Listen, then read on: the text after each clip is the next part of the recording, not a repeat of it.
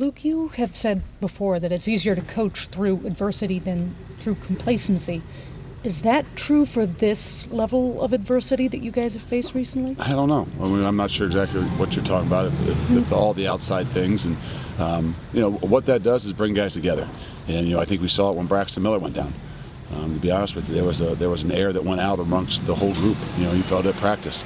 And over the next couple of weeks and things, you just saw kind of guys. I think we grew as a team. I think that's the one thing you can really say is when those kinds of things happen, you grow as a team. You saw it Saturday in the game. I know we were struggling at times on defense, kind of up and down.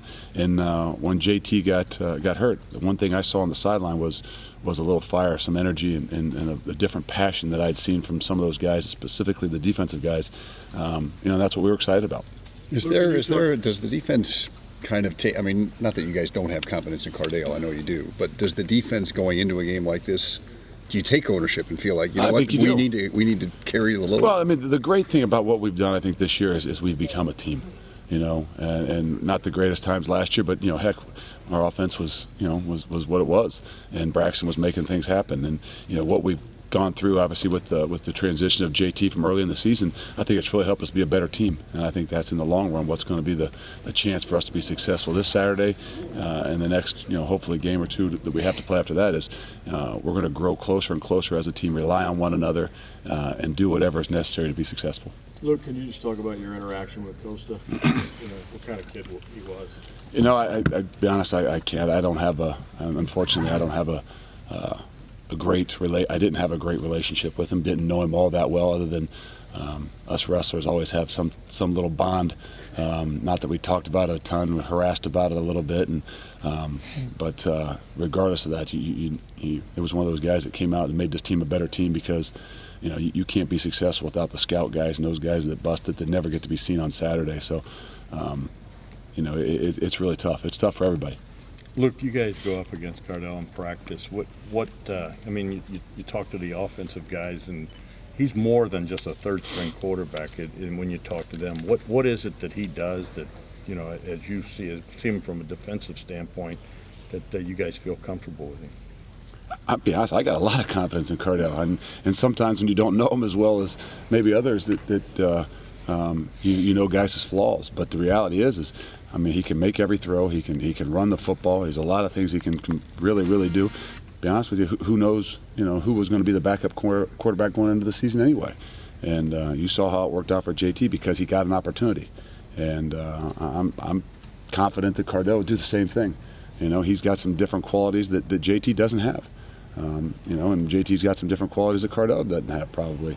But all in all, it's the idea is you got to win one, and you do whatever is best. You do what those guys do best, and you put them in positions. And I know offensively we'll do a great job of putting Cardale in positions that he can be successful and highlight the strengths that he has. So I think defensively, for myself, we got the utmost confidence in Cardale. We go against him a lot, and he's not easy to defend.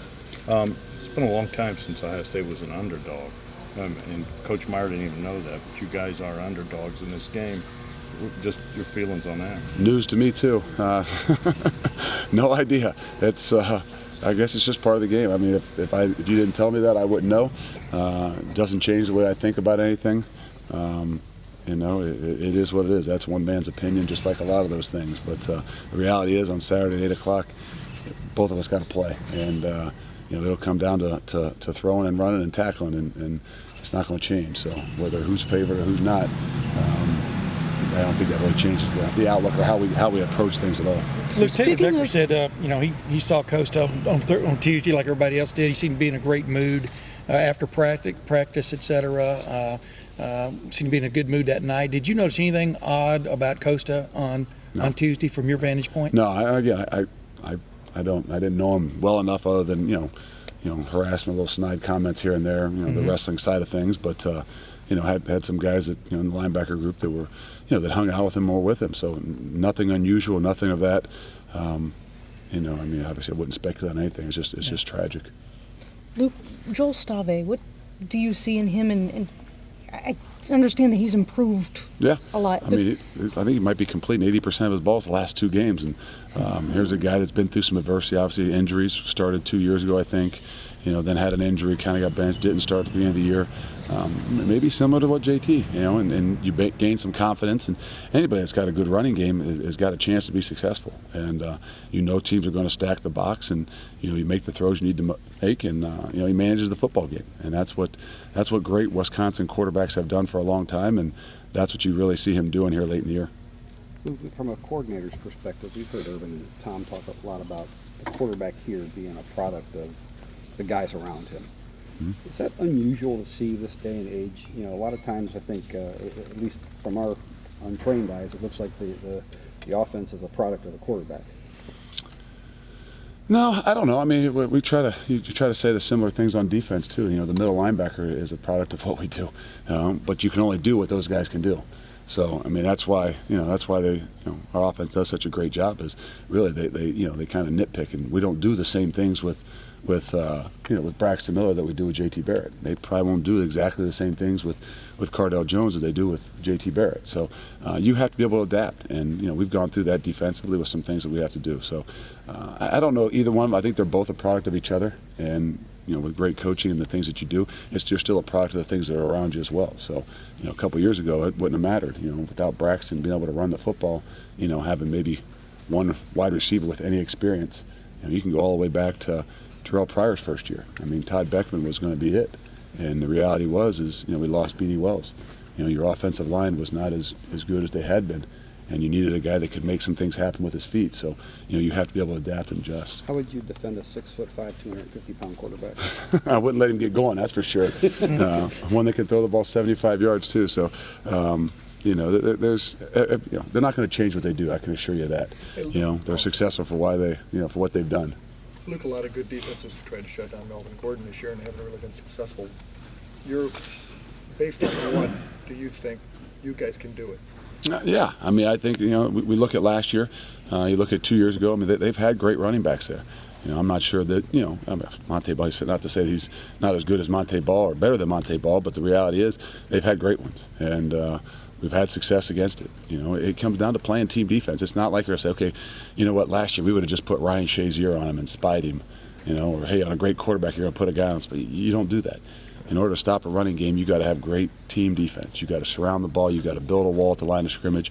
You got to swarm tackle, because not one guy is going to bring him down. I mean, there's going to be opportunities in the game where one man is going to have to bring him down in open space. And that's the difference between big plays and ones that are 6, 7, 8 yards. Because you're not going to completely. He's going to get his carries, he's going to get his touches. He's going to have some opportunities. And what it comes down to is leveraging the ball and tackling. For the defense, is last year's Big Ten championship game kind of y'all's remember the Alamo moment, or do you even bring it up? I mean, the success Michigan State had running and throwing the ball. Luke. With 5 minutes to go in the third quarter, you know how many yards rushing they had? Yeah, I'm just asking. Do you know? But Langford went right up the middle for the clinching touchdown. I'm asking you a question. Do you know how many yards they had? I'm guessing it wasn't a lot, but 15. Yeah, 15. Okay, and things broke down, and we didn't That's what I'm talking about. Yeah, well. So I don't know. You call the Alamo. I don't know. I'm not. And some of these guys aren't old enough, and they probably didn't go through enough history classes like you did to remember the Alamo. Yeah. But no, we take every game one step at a time, and we know what the challenges are in front of us. If we dwell upon the past, it's not going to help us. We've had enough adversity this year that we can rely on, and obviously the adversity, different things that we've had within the family that I don't think we need to reflect back on some of those situations. That they are what they are from last year. There's some different guys, but we got plenty of motivation. I don't know that the Alamo is something we're going to refer to a lot this week. Well, yeah, I meant as an analogy, not as the actual Alamo. But I wanted to ask you, last year y'all were having trouble. He's going to ask me about the Alamo Bowl next. Everybody knew y'all were having trouble defending the pass last year. Y'all seem to have shored that up big time this year. And now we're asking you about defending the run, and here you are going against the nation's leading rusher. Yeah. The irony of that's very interesting. It is, and that's why as you really go back and you start to reflect and you look back, you have to be good in all phases of the game to be successful. And you can't be, well, we're great against the pass. Well, guess what that probably means? You stink against the run. Yeah. Well, we're great against the run, and guess what? You stink against the pass. It's just like any offense. Well, we led the nation in passing. I bet you if you led the nation in passing, you weren't real good because you got no balance. And it's football's no different in life. If you don't have any balance, you got no chance to be successful in any things you do. So, I think that we see that at times, and sometimes we get too focused on certain things, and you become, you become weaker in other areas. So we know we've got to be able to be strong in both areas in order to be successful and to be where we want. The standards here are extremely high. They're not going to change, and we want to be the best in both of them. Looking back, though, I mean, obviously for those that were at the Big Ten title game, it was a painful loss and cost his team a lot. For the guys who were there, how important is it that you're back and you get another shot at this on this stage? Oh, and is redemption? I mean, does that even play? I don't know. I mean, again, this is a one-game season, and you always draw upon your experiences, and I don't think you dwell upon losses, but you do remember. And what the greatest thing that losses can do is they can be motivating factors for you, and you'd like to say that is something that these guys reflect on, but these guys, they are so motivated. They do everything we ask them to do. They've battled through an entire season. I mean, I don't know that there's a whole lot of other motivation that they need. Really what they need to be able to do is focus on what it is that they need to do to be successful in this game, not dwell upon those other things, because it's a different animal. And I mean, I don't know as us as coaches can sit there and dwell upon it and worry about the past. We got to get our guys ready to be successful on Saturday night. There seemed to also be a little bit of a chippiness between these two programs when Bielema was there and everything. I mean, is there any carryover? I mean, you get the feeling you guys don't like each other. Well, I mean, again, it's the great thing about the Big Ten is there's some great rivalries. Not that you play. I mean, obviously, with the separations of the divisions now, you don't play them every year. But I know when I was in school, it was a big rivalry. And it's only a rivalry because they've been very, very good at what they do, and obviously we've been very good at what we do, and those will kind of create those rivalries. But there's a lot of people out there that say Ohio State's their number one rivalry, so that's just a part of the game that you're going to always have when you're here. Luke, you said there'll be leverage to the ball and tackling when it comes to Gordon. Yeah. Have you been happy the past couple of weeks with that? Obviously, 2 weeks ago it was not. That was the big issue with when against Indiana we lost leverage on the one play, and it goes for 90. Other than that, I mean, I know they had a late one on 50 yards, but there's 140 yards on 2 carries, one being 90, and that's the biggest thing. That's the thing you see with Gordon. I mean, the teams that have done as good a job as they can, even last week, they didn't let him out. And if you can force him to stay inside, and he's going to get some yards, but you got 11 guys that got to help to get his ass down. Can you imagine 400 yards rushing? I mean, he's hit that this year. I don't want to imagine 400 yards rushing. You don't want to experience it firsthand, I know. I mean, I've been a part of one that's not been like that, and I don't ever want to relive it. But if I can reflect on the positives, I remember when Eddie George rushed for 313 yards, and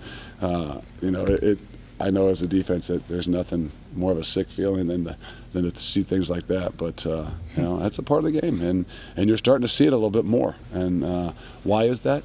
I don't know. I think it's the fundamentals of defense that are really truly breaking down. And heck, you're almost starting to see some of it in the NFL. Not that I ever watched, but all of a sudden you look at a guy rush for 175 yards or what. It's like, wow. Is there a carryover to the fundamentals of defense breaking down because everybody wants to see offense? We'll change the game some more. We'll probably say to put a flag on the quarterback or you can't do something, but you can still blow out the knee of the defensive end and chop them and cut the D tackle and, do all those things that don't really matter if those guys have a life expectancy of 4 years. But, it's a part of the game. So what do you really think? What's that? What do you really think? Nick, your guys, they've talked repeatedly about how important it is to improve throughout the season. Mm-hmm. Have you, as a defense, done that? And is this game the ultimate measure of that, just because of where it falls in the schedule? I mean, you got to play your best ball at the end of the year. And, the stakes are going to get higher at the end of the year. The teams are going to get better at the end of the year. And we said that from the beginning of the year. Don't let, ESPN or somebody evaluate you and tell you how good you are. We're going to evaluate on 3 things, and we've said it all year. How you work, the fundamentals you see on film, and then how you take care of one another. And at the end of the year, you can add up all the stats and figure out where you stand and where in the big picture of things. But the reality is we want to see the improvement, and you see it. I think last week we weren't as sharp as what fundamentally as what you would like to have seen from our entire group. But in spurts they were really good. Luke, you talk about how good Gordon is, but it all starts with their line. Is this the best line you guys will face this year? I would say yeah. I mean, I don't know if there's a group that is better at what they do. I mean, you've had Wisconsin groups that are different at times, and you could say some other groups, maybe even Minnesota had a good group. Now they were really good at what they did, but I don't know if there's a bigger, more physical group that does what they do as well as they do. And obviously Gordon is a great back, but he's not going to be able to do it all on his own. And it's quite a product of the system, and they've done a great job with it.